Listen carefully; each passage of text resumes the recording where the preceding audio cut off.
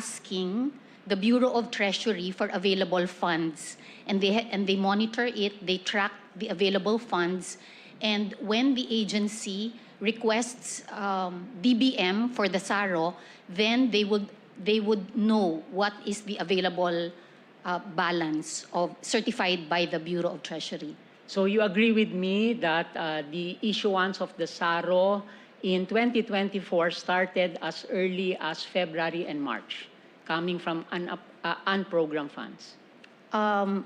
My understanding in the briefing yesterday was, I think the first disbursement was in May, if that is my recollection, and if I may ask my team for confirmation, Your Honor. In 2024, okay. Okay.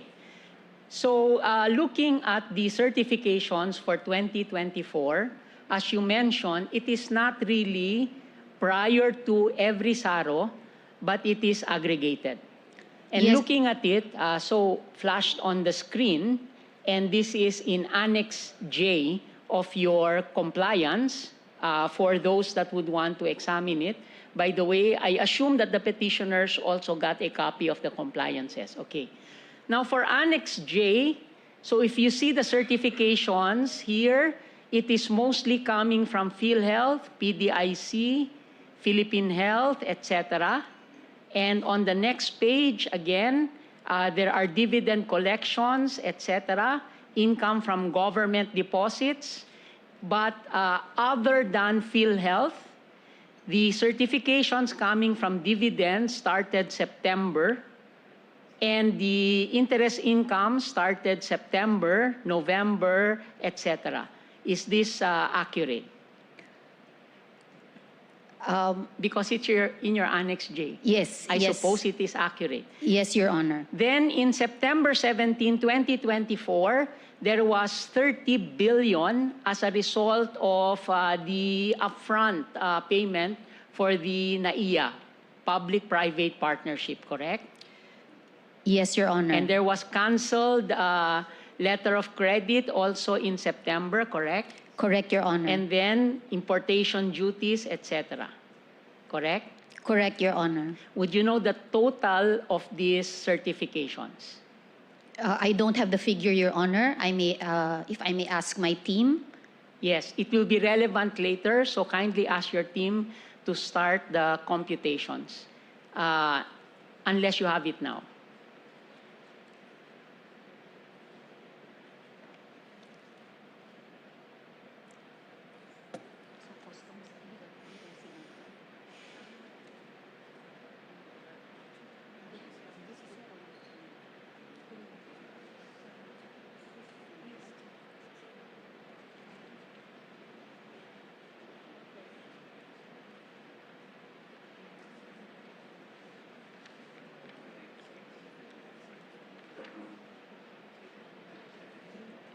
$377 billion.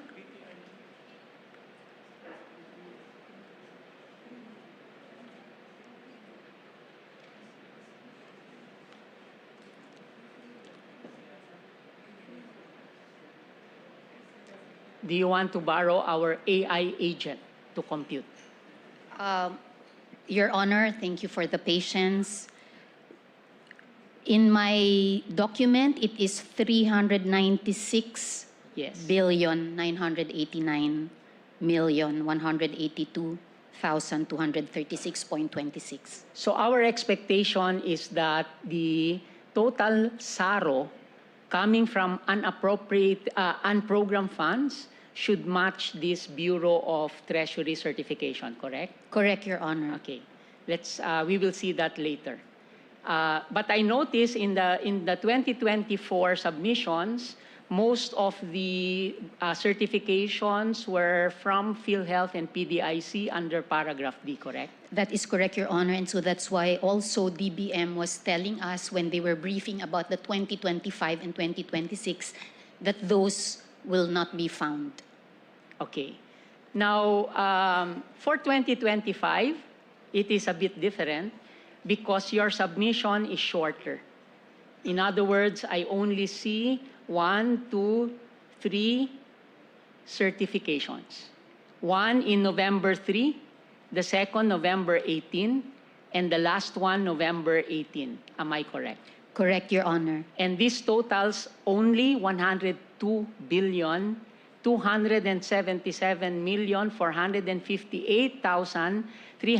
102,277,458,303.18 centavos, correct? Correct, Your Honor. So these are the certifications for the releases of the SARO for 2025, correct? Correct, Your Honor. Can you tell us what was the earliest SARO in 2025? May I confer with my team, Your Honor? The earliest in 2025 was July, Your Honor. July 2025. Yes. Again, I'm confused.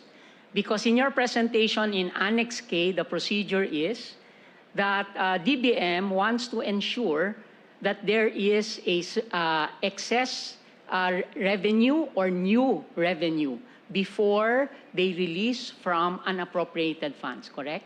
Correct, Your Honor. And the certifications from the Bureau of Treasury only came in November, correct?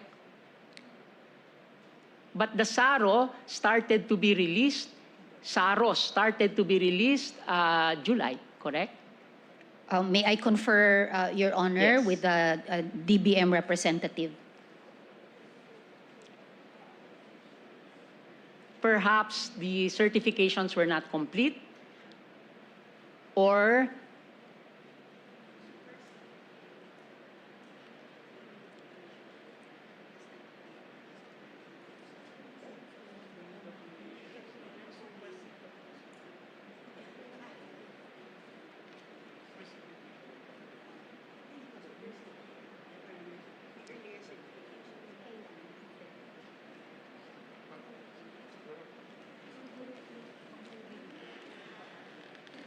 Your Honor, if we may suggest to ask the DBM representative to explain the detail, if it pleases the court. what do you mean in detail? The DBM representative is explaining that there was a certificate issued and that there was a superseded certification. Okay. Can you ask her to take the podium? Thank you, Your Honor. Next to you. Next week. No, I- next to you. Okay. So you can advise her in case she violates her right against self-incrimination. Please go ahead. Can you introduce yourself and your position? Your Honors, I am Attorney Andrea Celine Magtalas. I am Acting Assistant Secretary of the Department of Budget and Management. Okay. Go ahead. The BTR certification dated November 18, 2025 was actually superseded certifications issued dated May 14, 15, July 28, and November 3, 2025. So the first being May 14, Your Honor. What do you mean superseded? There was a subsequent certification issued after the first four were issued. Yes. Can I confirm with you the total amount in terms of certifications for 2025? It is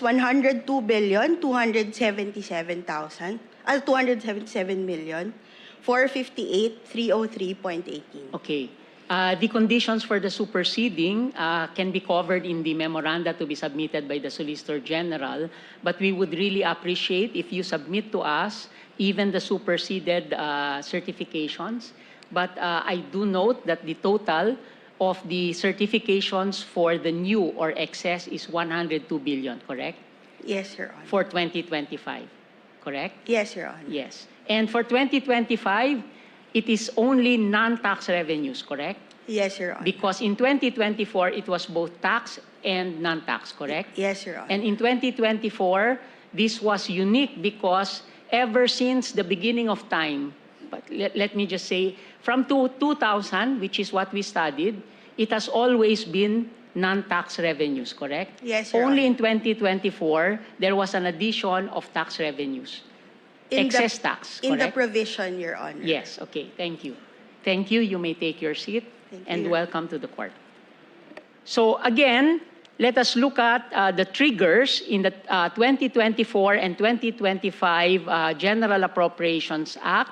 It does say that there must be some assurance that there is excess revenues. Okay. So, Solgen, have this been followed? Yes, Your Honor, by virtue of the process of asking the Bureau of Treasury for the certification. Okay. In the process that you mentioned, as soon as there is excess revenue, this is now a basis for the DBM being requested to issue the SARO to actually issue the special allotment release orders, correct? Correct, Your Honor. Okay. Is there anything in the procedure which tells DBM that the excess revenue should be first spent for programmed appropriations rather than unprogrammed appropriations? No, Your Honor, because for the programmed appropriations that are in the GAA, most of the appropriations, the general rule is that the allotment order is already the GAA itself. No, I'm not talking about the allotment order, not the document allowing the release. I am looking at where the funds are coming from. So let us again go back to our points last meeting or the last day that we had our oral arguments. We said that even with the program funds, programmed appropriations, there will always be initially a deficit, correct? May I clarify your Okay. question, Your Honor? You said that the budget of expenditures and sources of financing, the BESF, which is in the NEP, already assumes a deficit, correct? Yes, Your Honor. Yes. And you said that that covers the BESF and the NEP only covers program. In other words, there is a ceiling there of expenditures, and your position is it only covers program, correct? The BESF covers the programmed and automatic appropriations, while the NEP covers the programmed and unprogrammed appropriations. So in other words, the BESF already contains a provision for deficits, correct? 24, 25, 26. Correct, Your Honor. So therefore, because it does not cover the unprogrammed, there is always an excess of programmed expenditures over expected income, correct? Correct, Your Honor. Now that we have new or excess revenue, and according to you, with new and excess revenue, there is nothing in the process that you mentioned to prioritize the program where there is a deficit, correct? Correct, Your Honor. Yes. And in other words, the DBM can prioritize standby because that is how you characterize unprogrammed. Can prioritize standby rather than the regular. Your Honor, may I clarify Yes. Yes, please. how the DBM does it? But first answer my question. So DBM can choose to fund first the unprogrammed before the program. Your Honor, no, because the sources of funds for the programmed and the unprogrammed are different. So for example, if in a source of funding, Yes, of course they're different. But according to you, in programmed funds, so there is already a listing of expenditures, but the BESF, the budget of expenditures and sources of funding, which contains the program already assumes a deficit, which means they assume that the sources of revenues are not sufficient to cover the expenditures. Now, given that, and there is new or excess expenditures, you are now saying that there is nothing in the procedure which tells DBM, unahin niyo ang program bago tayo pumunta doon sa unprogram. Unahin nyo yung regular bago tayo pumunta doon sa standby kasi ang ibig sabihin ng standby ay kung sakasakali lang merong pang extra, correct? Okay, may I clarify, Your Honor, because there is usually a confusion as to what the sources of funds for the unprogrammed appropriations are, which could lead people to think that the source is a surplus. And the surplus is the revenues minus disbursements. We are not, the sources of funds for the unprogrammed appropriations is not a surplus. It is the excess in the total revenue that has been committed in the BESF or in any of the item, which is statutorily provided in the GAA. I think you need to clarify that more in your memoranda. I did not get the sense, but it is very simple. There is a deficit, so all the funding that are projected by DBM and accepted by Congress is insufficient to fund expenditures. Then later on, the Bureau of Treasury says, hey, there is excess revenue. And the excess revenue, according to you, can go to unprogrammed because in your Annex K, which outlines the procedure, there is nothing there which says that the DBM should first check the priorities of the President and Congress as shown in the GAA because they are saying programmed is programmed, unprogrammed is unprogrammed, and therefore it should go there first. But let's move. So that we do not spend more time. I'm sure that my colleagues will have more pointed questions relating to that. Now, what is for later release? What is this concept of FLR? The for later release means that there are documents. Is that in the law? Is that in the law?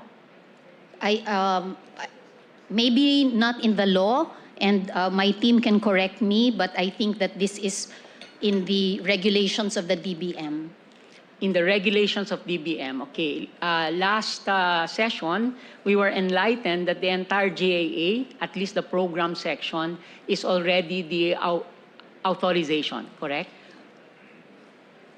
In most, that is the general rule, Your Honor, because for example, in 2024, I remember that the figure that the GAA was already the allotment order covered like 85% of the programmed appropriations. So, in other words, for later release refers to certain items where there are conditions that need to be met before it is funded, correct? Correct, Your Honor. Yes, but if there is no condition, then it cannot be for later release because that is already authorization, correct? Correct, Your Honor. And because there is a deficit, in other words, there is extra, there is insufficiency of the revenue being projected, then therefore there will be a time that there can be new revenues or excess revenues, and because most of it are not for later release, then these extra revenues should be used for program, correct? Your Honor, so when the DBM tracks the sources of funding for the programmed appropriations, so each source of financing will have a target. So let's say 1 billion from the GOCCs. If that is the target that was approved, if the GOCCs will yield a 1.2 billion in dividends, then the 0.2 billion will be tracked by the Bureau of Treasury as an excess. Okay. So in other words, well, let's move on. What are earmarked funds? Earmarked funds are funds that have been provided by law to be set aside for certain purposes. Okay. In other words, these are kept by the Bureau of Treasury and they should be spent only for what is earmarked, correct?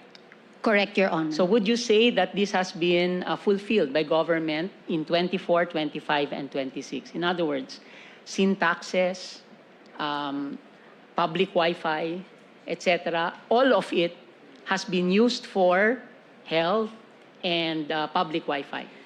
Your Honor, my understanding is that the DBM also has certain policies on cash programming. They have a lot of studies and expertise as to when the funds are available, when to utilize, and there are also a lot of factors that are being considered when projects, activity, or programs are being asked for SARO, for such PAPs. So in other words, as we were told during the PhilHealth hearings, cash is fungible, which means that even the earmarked funds are put in the same pot, and it is only through accounting that they will see whether it is actually spent. And we were indeed told that syntaxes, not all of them were really going to health, but used for other services. But that nonetheless, I just wanted to clarify this. Okay. Now, you mentioned in Annex K that the President does not participate for the release, correct? So I flashed the paragraph in your Annex K.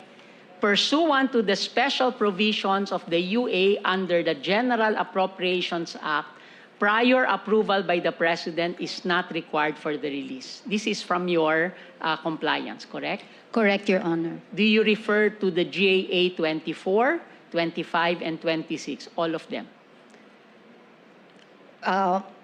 May I confer with my team? My recollection is that yes, the answer is yes. 2024, 2025, 2026. So it is your position that under the law, the GAA, the buck stops with the DBM. The President need not approve the SAROs, correct? Correct, Your Honor. In other words, the DBM Secretary is no longer alter ego of the President. The DBM Secretary is co-equal with the President. Or is that a mistaken assumption? What I could say is that the GAA has authorized the DBM or designated the DBM Secretary to be the one to perform this responsibility. She reports to the President? Yes, Yes, Your Honor. and the President, therefore, as the Chief Executive, and there is only one Chief Executive Correct, in Your the Constitution. The President can tell the DBM, don't do that, or the DBM Secretary can consult with the President, correct? Correct, Your Honor. And the DBM Secretary is accountable to the President, correct? Correct, Your Honor. Yes. Now, let us look at the 2024 provisions of the GAA on unprogrammed funds. And you will note here that in the special provision, it says, subject to Section 35, Chapter 5, Book 6 of Executive Order 292. You confirm that this is in the 2024 GAA? Yes, Your Honor. And looking at Section 35, Chapter 5, Book 6 of Executive Order 292, we find there that, that all requests for special allotment release orders must be accompanied by a special budget to be approved by the President, correct? Section 35, Chapter 5, Book 6, Executive Order 292, or our Administrative Code referred to in the 2024 GAA. It says to be approved by the President, correct? Correct, Your Honor. So, are you now saying, or am I mistaken, that if the DBM has approved SAROs under 2024 without the explicit approval of the President, then we have violated a special provision in the GAA, correct? May I confer with my team, Your Honor, so that I will not risk a misunderstanding Yes. in my answer?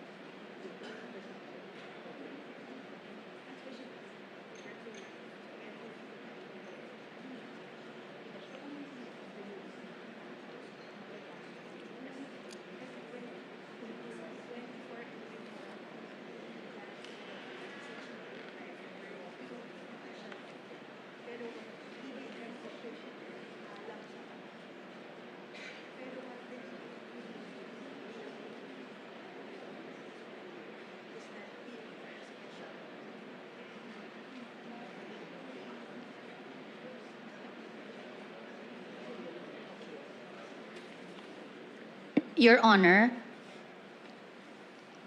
our DBM representative is clarifying that what is referred to in the GAA, in the 2024 GAA, is the presidential approval refers to the special budget request, which is a documentary requirement that happens before the issuance of a SARO. Okay, so in other words, the President approves the special budget request, and then it goes to the DBM Secretary, and the DBM Secretary approves the SARO, correct? Yes, Your And Honor. the DBM Secretary, because she has the approval power, can actually not approve if she wants to, correct? Correct, Your Honor. So, In other words, the DBM Secretary can overrule the President of the Republic of the Philippines, correct? Kasi sabi nyo, mauna si Presidente sa special budget request. I-approve ni President. Pagbaba sa DBM Secretary, because you are saying that the GAA says that it is the DBM Secretary that approves the SARO, the DBM Secretary can say, sandali lang, wag muna. for reasons, Your Honor, so for example, if there are submissions that haven't been received, if that is a correct So it makes sense that the higher authority approves first the conditions before the lower authority approves the entire thing. In other words, the Chief Justice should first approve a travel authority before our Chief of OWAS will actually do the final approval. Okay, in other words, maybe you just covered this in your memoranda. Sufficient it is now to say that Section 35, Chapter 5, Book 6 is referred to as a condition for release in GAA 2024, correct? Correct, Your Honor. It is not reflected anymore in the 2025 and 2026. I was going to that. Now, when we go to the 2025 and 2026, the specific provision is no longer mentioned, correct? Correct, Your Honor. So, does this mean that the GAA 25 and 26 repealed Section 35, Chapter 5, Book 6 of the Admin Code? Not repealed, Your Honor, but if I may suggest to ask, because the DBM representative was trying to clarify on why it was changed in the 2025 and 2026. Yeah, very clear that it was changed in 25 and 26, that the specific mention of Section 35 was removed. And Section 35 contained approval by the President specifically, correct? Correct, Your Honor. Yes. May I confer? What is the status of Section 35 before you confer with the administrative, your administrative support? What is the status of Section 35 as law? Does it still exist in 2025 or 2026? Yes, it still exists, Your Can Honor. a specific provision in the administrative code be repealed by the General Appropriations Act? No, Your Honor. Because that would be exactly called a rider, correct? Or yes, Your Honor, an Yes. inappropriate provision. An inappropriate provision, otherwise known as a kind of rider, because it must only appropriate, not repeal existing law, correct? Correct, Your Honor. So therefore, the clause now in 25 and 26, which says, and other relevant budgetary requirements in accordance with applicable laws, rules, and regulations, now also refer to Section 35, Chapter 5, Book 6, Administrative Code, correct? I would say so. I would agree with that statement, Your Honor. So it is possible, therefore, to legally and therefore constitutionally interpret that the President should approve the SAROs issued under unprogrammed funds, correct? Whether explicitly or implicitly, correct? For the special budget request, Your Honor, but Okay. not the SARO. Yes. Now, again, just to see the importance of this, based on your Annex B, and Annex B, for information of everyone, is your compliance regarding the digital copies of all the SAROs issued in 2024, correct? Correct, Your Honor. Okay. Now, there were 5 SAROs that was issued for the purpose of accomplishing the President's 8-point socio-economic agenda. There is such a thing, correct? Yes, Your Honor. Yes, the 8-point socio-economic agenda is in the President's Philippine Development Plan 2023 to 2028, correct? Correct, Your Honor. So now we look at, okay, it is a priority because it is in the PDP, correct? Correct, Your Honor. Yes, and unprogrammed funds is merely a standby authority, correct? Correct, Your Honor. And if the 8-point plan in the Philippine Development Plan of 2023 to 2028 is a priority, why is it in the unprogrammed appropriations part of the GAA? Your Honor, I would submit that that goes into the reasoning or the wisdom of the Congress in putting the appropriations in the programmed or unprogrammed. So our president created the NEP. Our president has a Philippine Development Plan 2023 to 2028. Our president has committed to the public, I have 8 points. Sustainable livelihood, green livelihood, all of them. I can show it to you there. I enumerated because I wanted to memorize all of this because it is the plan of the president. That's why I wanted to memorize it, but I could not. And this is all there is. It committed it to the public. Ito yung gagawin ko during my entire term. Yet, instead of the Congress, in its wisdom, instead of putting it in the program, meaning regular, it put it as standby. Is that what you mean? We have to respect the wisdom of Congress, putting it on standby. It is the position of the respondents, Your Honor, that we can actually debate on the soundness or unsoundness of putting certain items. And in fact, the public is already responding and reacting that that is unsound. But it is the humble submission of the respondents and the Solicitor General that this is a political question. Our Constitution defines the separation of powers and in fact has... Article 8, Section 1, second paragraph has a modification on separation of powers. Grave abuse of discretion, meaning irrationality, can be corrected by judicial review. But let us continue and let us just see what exactly were these SAROs. Page 141 of your submission is a SARO issued November 11, 2024, amounting to 12 billion released. Page 155 is another SARO for purposes of release for the President's priority, 69.9 billion, almost 70. Page 210, 3 billion. Page 215, 9.9 billion. And 228, 51 billion. Now, just to see, let's look at the highest release under for the President's priority. This is page 155 of your submission. Here is the SARO. And if you look at the SARO, the funding source is SAGIP under unprogrammed funds. You agree? Funding source, unprogrammed, SAGIP, correct?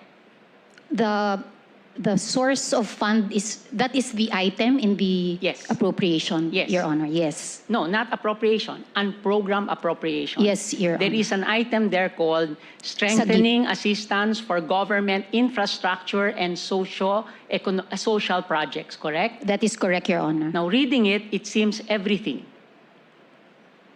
Government infrastructure and social projects. That means everything, correct? It means assistance for government and infrastructure social programs. Yes, that's everything. What else is not infrastructure and social program? Education is social, everything else, correct? And that is a lump sum, correct? It is a lump sum which Yes. has a specific purpose and specific amount. That's being challenged by the petitioners, but in any case, it's a lump sum, correct? Correct, Your Honor. In 2024, there were 47 lump sum items in unprogrammed funds, correct? 47 lump sum, 4 line items. I do not have that detail now, Your Honor. In 2025, there were 25 lump sums, no line items. You don't have that detail also. I don't have, Your Honor. In 2026, it was reduced to 10 lump sums, correct? I do not have that detail now, Your Okay. Honor. In any case, let us go to that SARO. It says 69 billion, correct? Correct, Your Honor. And if we move further down into page 163, if I'm not mistaken, if we scroll down, it also contains releases for flood control projects, correct?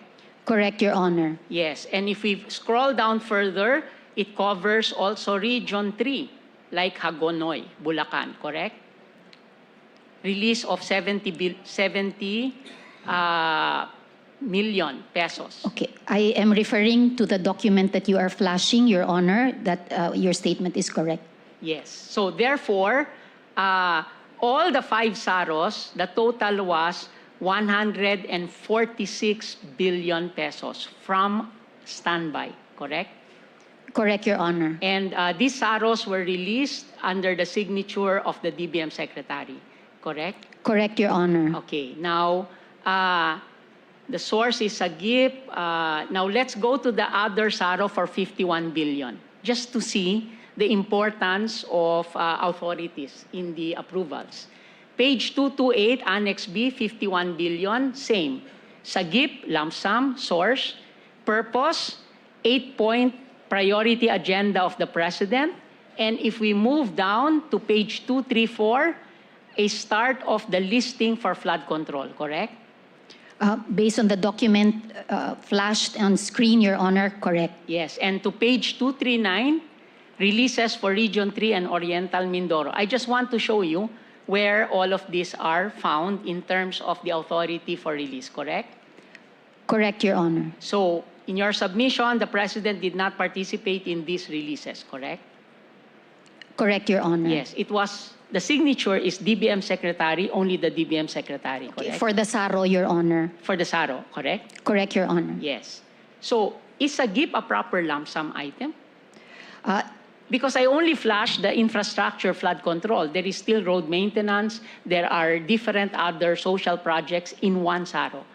So, in other words, is this compliant with Bellica versus Ochoa 2013, penned by Justice Alfredo Benjamin Caguiwa, and in 2019,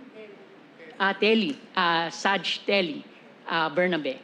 Okay. It is our submission, Your Honor, that it passes the Belgica test on a single correspondence, which is a specific amount for a specific purpose. Okay, now I move on to our next point, but probably your team can be taking note of some of the observations that we made and covering it.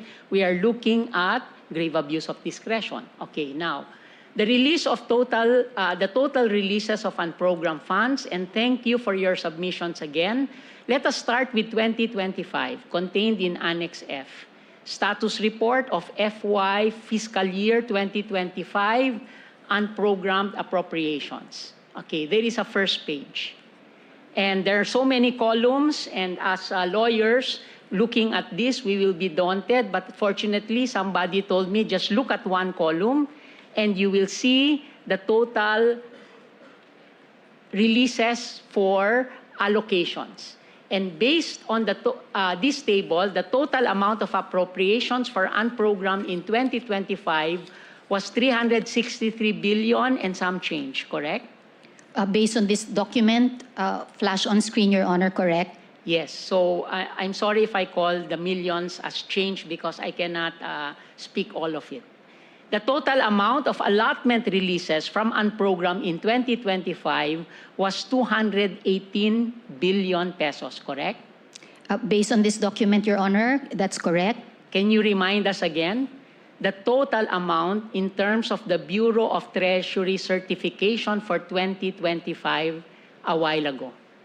The one where I mentioned even the 18 centavos. It was 100 billion plus, correct? I do not need to go to the details. Yes, Your Honor. Okay, can you explain this? The total released from 2025 from unprogrammed was 218 billion. But the Bureau of Treasury certificate only covers 100 plus billion. May I ask for the Yes, DBM please. representative, please, to explain? Yes, I do not please. have the explanation now, Your Honor. Yes, please.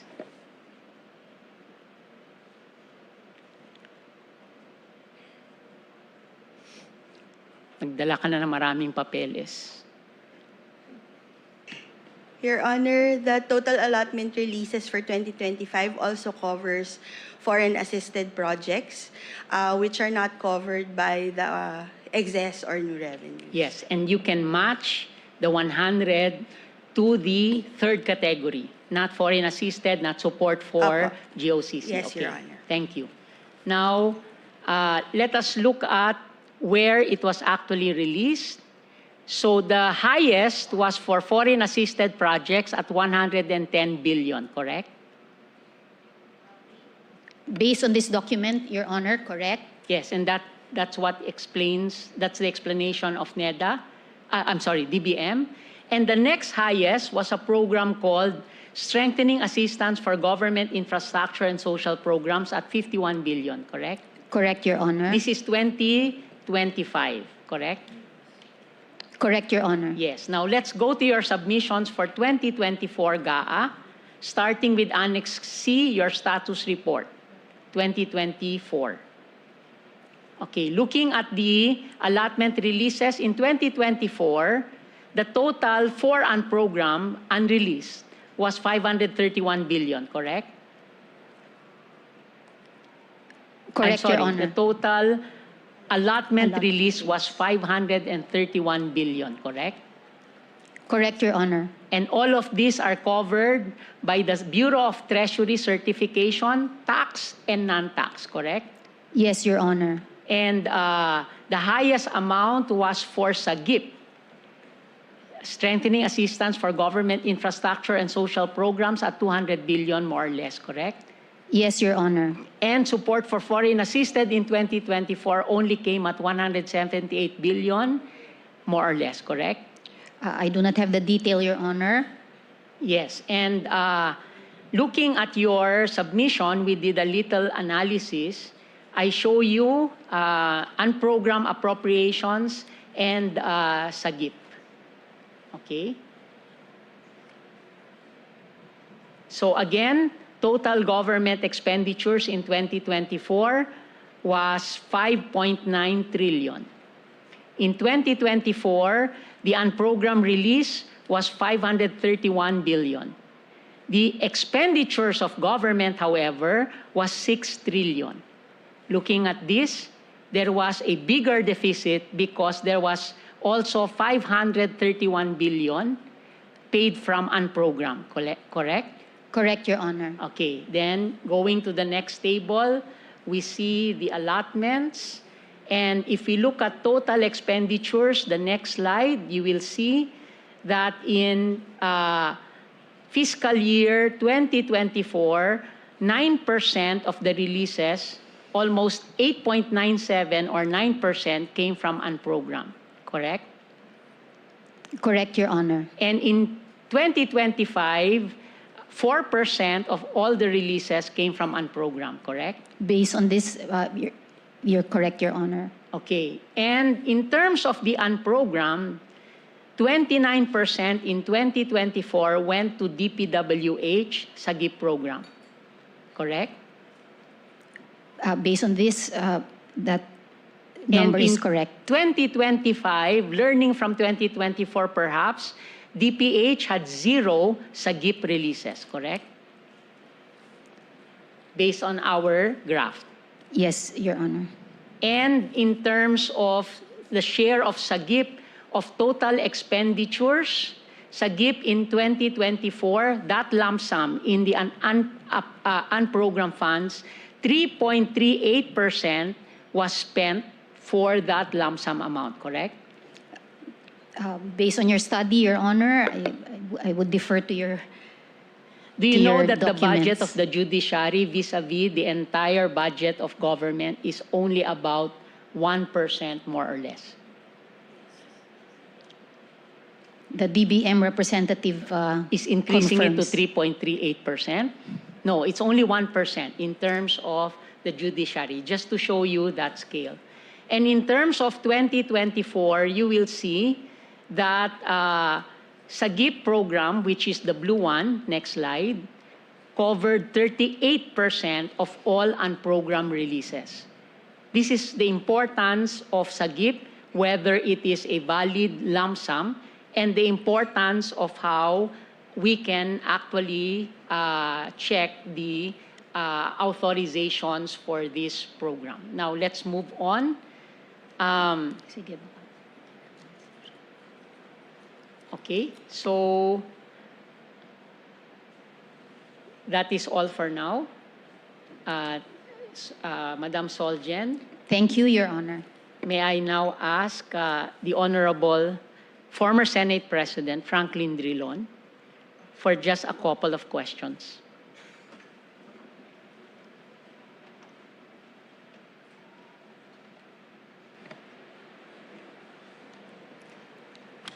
Yes, Your Honor, thank you. Thank you, sir. May I know if it is usual that the President issues a certification of urgency for the approval of the GAA? Yes, it is usual. It happens every year when I was in the Senate. And may I know for what purpose it is certified as The urgent? purpose is to dispense with waiting for 3 days before distributing the printed copy. Yes, Your Honor. And how large is the GAA? How thick is the document? I don't know, maybe 6 inches, just speculating. Yes. I don't really have the actual, I haven't really measured the Yes. GA. And it has thousands of lines, correct? That's correct, yes. And in 2024, they added tax revenues in terms of unprogrammed appropriation, correct? And the Congress only had, both the House and the Senate, only had less than 24 hours within which to approve, correct? That's correct, Your Honor. Yes, and would you say that there was appropriate time for the 24 senators and the 300 or so members of the House to actually review every line changed by the bicameral? There is none, Your Honor. In fact, many of the difficulties that we now discuss arises from the fact that there is simply no time to examine all of these thousands of lines in the General Appropriations Act.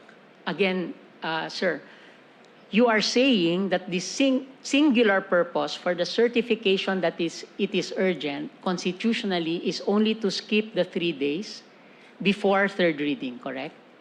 That's correct, Your Honor. And the 3 days are important because after the bicameral, like we saw in 2024, there was added 400 billion, but they only had 24 hours to check where in God's earth did you put the 400 billion, or where did you move the funds, and what changed in terms of the provisions? We must admit, Your Honor, that the certification as to urgency is issued only to make sure that the deadline for the budget enactment is met, and that is the end of the year. That's the reason for dispensing with the 3-day rule. Okay. Being former Senate President and knowing of your experience, what is so wrong with a reenacted budget? Because the Constitution, our Constitution is different from other constitutions. It does not say that there is no budget after the end of the fiscal year, but it says it is reenacted. What is wrong with the reenacted budget is that the items in the previous year's budget which were not utilized are again reenacted and serve as an authority for the disbursement of the funds. Yes, sir. So in other words, there is still budget, except that it is not in the accurate amounts needed for the following year. That's correct. Yes. And, Your And it is Honor, also, yes. may I reveal that when I was Senate President, the incumbent president asked me not to pass the budget so that the previous budget will be reenacted and that the president would have more freedom to spend the items in the budget. Thank you for that information. It is duly noted. But after it is reenacted, is it still possible to pass the budget for that year in order to replace the reenacted budget? The budget expires by the end of the previous year. And therefore, the reenacted budget is supposed to expire when the new budget is passed. Okay. So it is possible that it be replaced, let us say, sometime January or February, as it has been done in the past, correct? That's correct. Yes, Thank Your you, sir. Can I now call? Thank you, sir. Honor. Thank you, sir. Can I now call the counsel for Erice?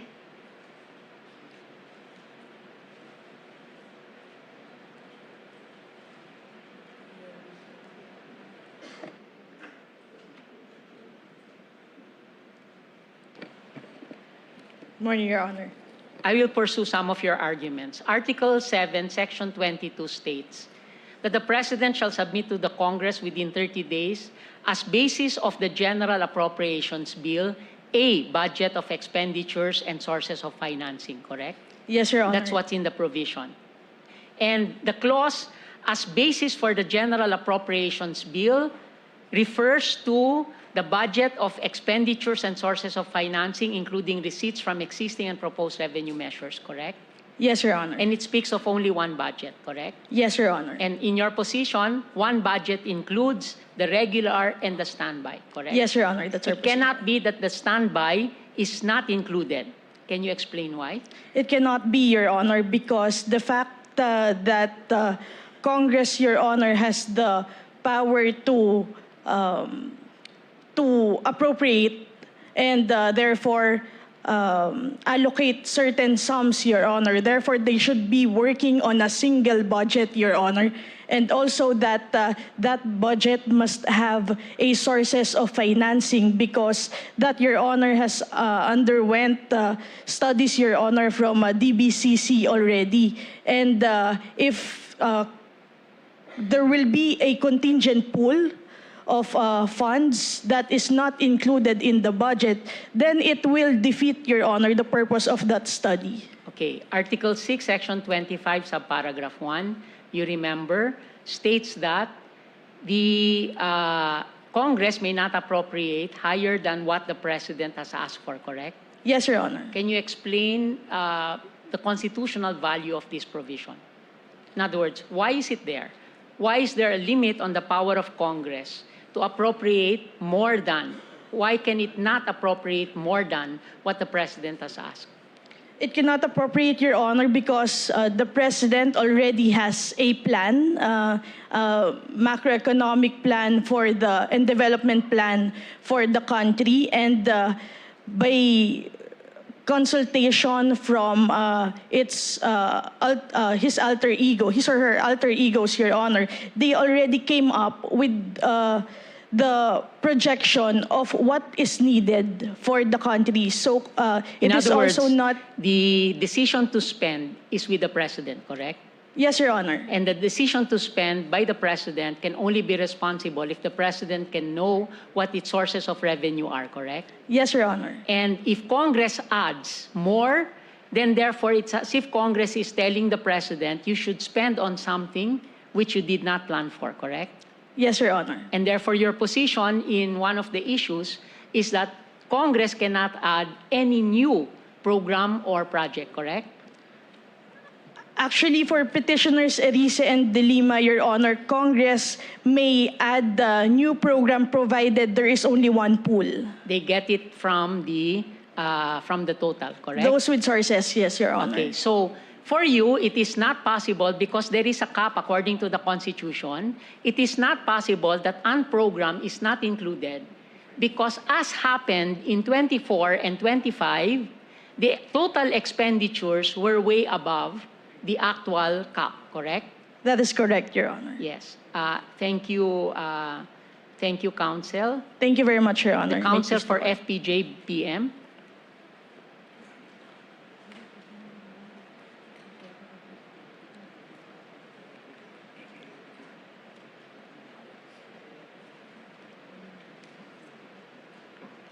I just wanted to clarify.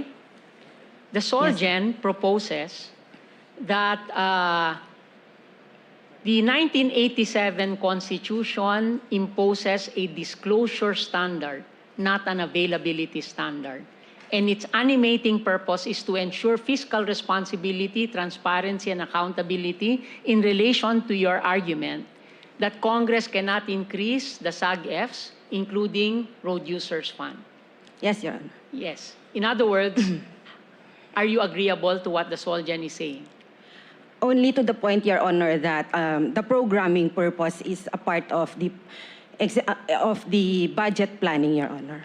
So, in other words, there was legislation to provide for the road users fund, correct? I'm sorry, Your Honor, for that issue, Your Honor, it would be Attorney Bakiran who will answer for that. Okay. But you are same client, correct? Yes, go ahead, go ahead. Kung gusto nyo, pwede kayo magtabi.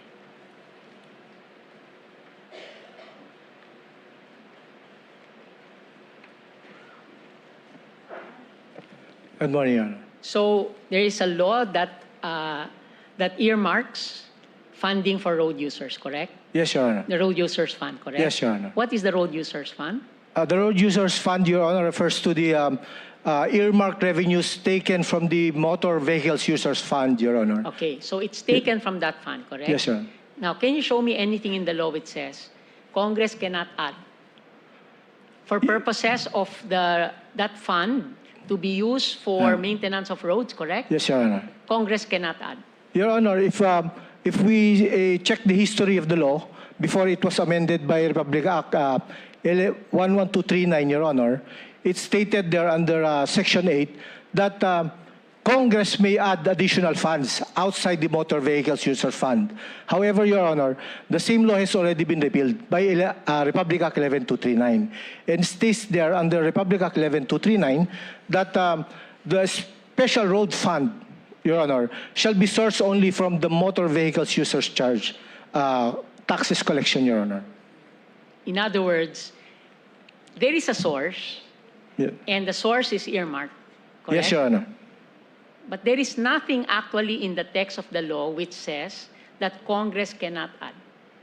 I have to submit, Your Honor, that's nothing. There's nothing stated in the law. And therefore, Congress can add. Your Honor,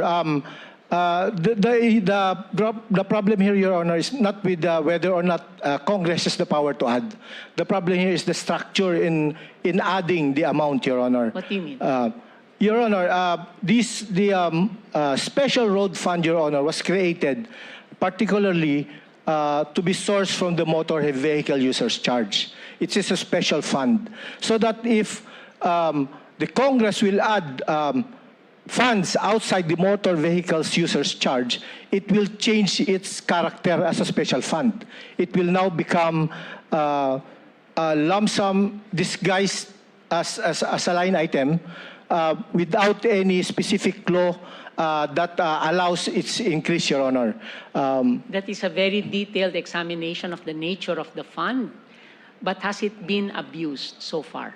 Your Honor, well, if you see the history of the law, Your Honor, in fact, the reason why Republic Act, no, it was the original law, Republic Act 8794 was amended, Your Honor, because it has been subject to abuse, Your Honor. Now, because of that, the Congress had to repeal the law and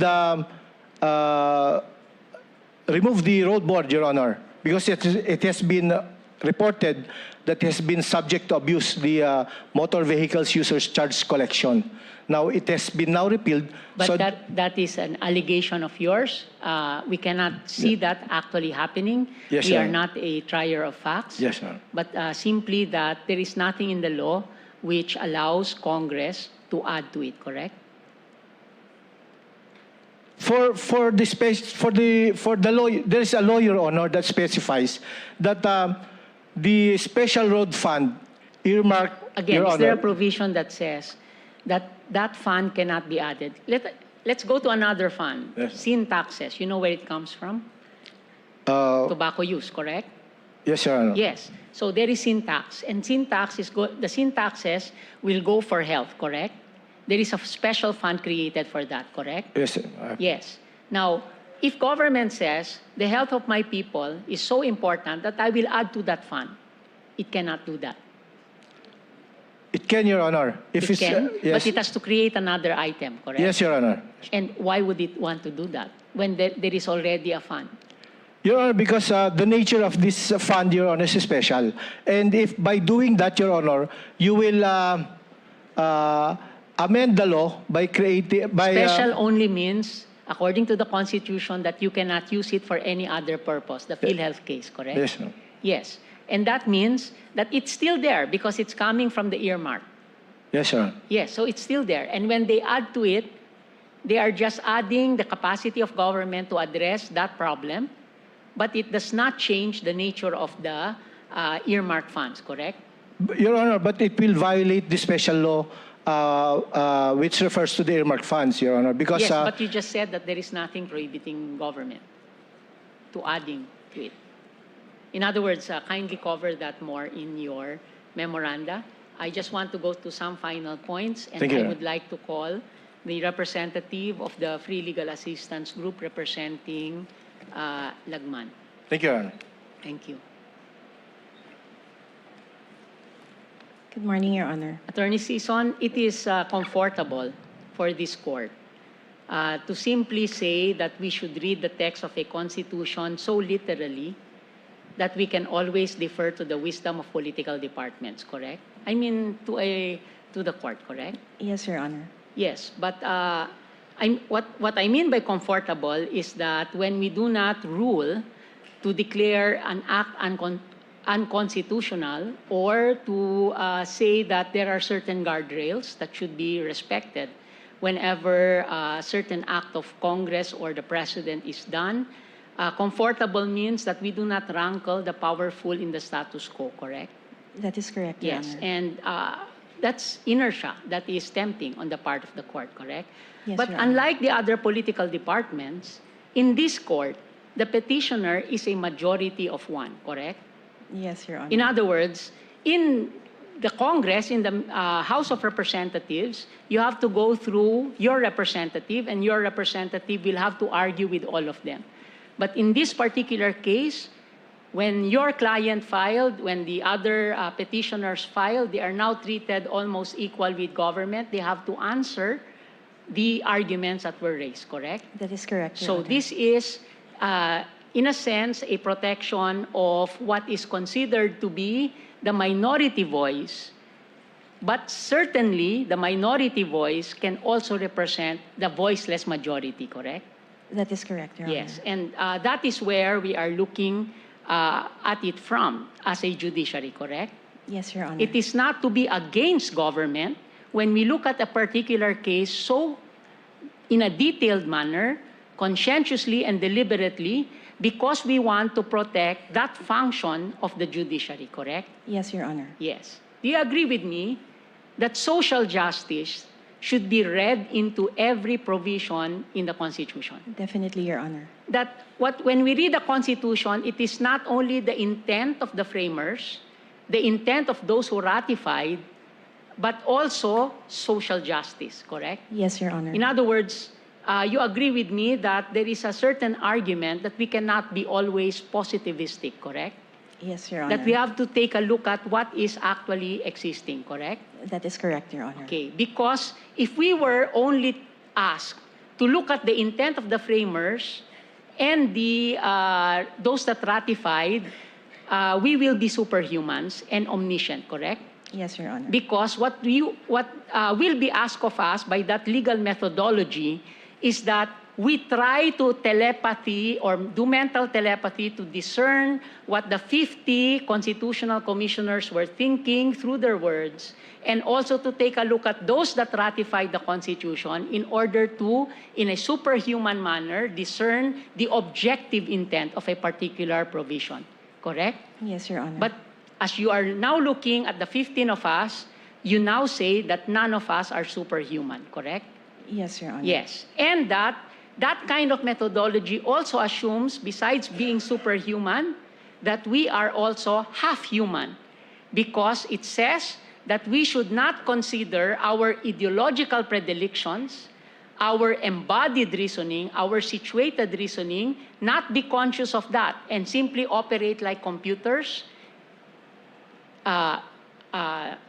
defer that kind of a perspective, and read the Constitution as if we were calculators or computers, correct? Hold the And impartiality. we are not computers, because then there should have been simply an AI agent listening to you right now. But what you have are human beings with discretion coming from different journeys sitting in this court, correct? Yes, Your Honor. Yes. And therefore, it is our role not to accommodate with political power, but to accommodate with provisions in the Constitution as seen by social justice, correct? Yes, Your Honor. From the lens of social justice, correct? Yes, Your Honor. And the narrative that we should bring is not the narrative of how government can work easier, but a narrative from the point of view of our people, correct? Yes, Your Honor. To protect the interest, Your Honor. Like of the all people. political leaders, they should also have that narrative. So our narrative is that of the motorcycle rider who died while waiting for his few thousand pesos for ayuda in Quezon City a few days ago, not the narrative of those waiting for their cut in the allocation of a government budget amounting to millions, correct? Yes, Your Honor. Our narrative should be of the family who lost their homes in a fire in Nia Road, in Quezon City, who now desperately seek shelter, not those who have mansions and farm-to-market roads that lead to their mansions or subdivisions they now own, correct? Yes, Your Honor. Yes. Our narrative should be that of a grade 5 student who cannot read or write, as per report of EDCOM 2, and the limited hope of her family, not those who are able to send people to Princeton, Oxford, or wherever they could squander the opportunity, yet still become a political leader because they belong to a family dynasty, correct?